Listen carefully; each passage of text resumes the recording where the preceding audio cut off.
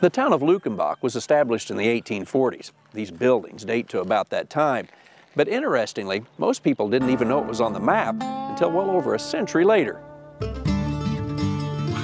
Luckenbach's story is similar to many towns in Texas's hill country. Just a few years after the Battle of the Alamo and the end of the Mexican War, immigrants began to settle this area. So back in the 1800s, this is where the German immigrants settled. And there was a trading post with the Comanches as well.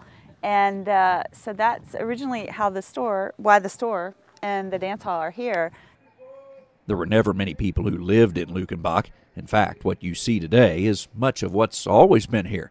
Today, they say the license plates on the buildings are all that keeps some of them still standing. The place served the needs of those living within about a 10-mile radius. They would have church here on Sundays, or they would hold funerals. They would have dances, they'd have birthday parties, whatever the community needed to come together for. But as the years passed and travel became easier, people could bypass Luckenbach. In 1971, the post office was moved to Fredericksburg, and the town's property and buildings were put up for sale.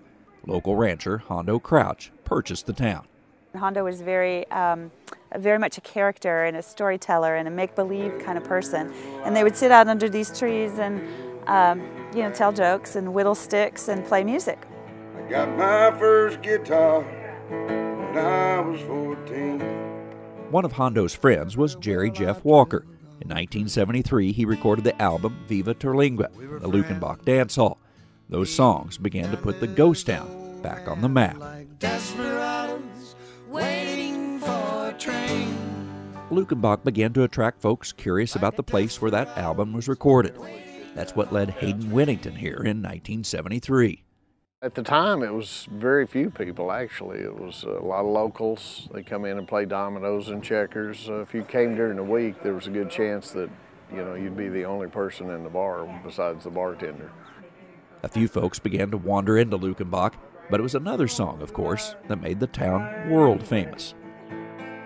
Out in Luckenbach, Texas, ain't nobody feeling no pain.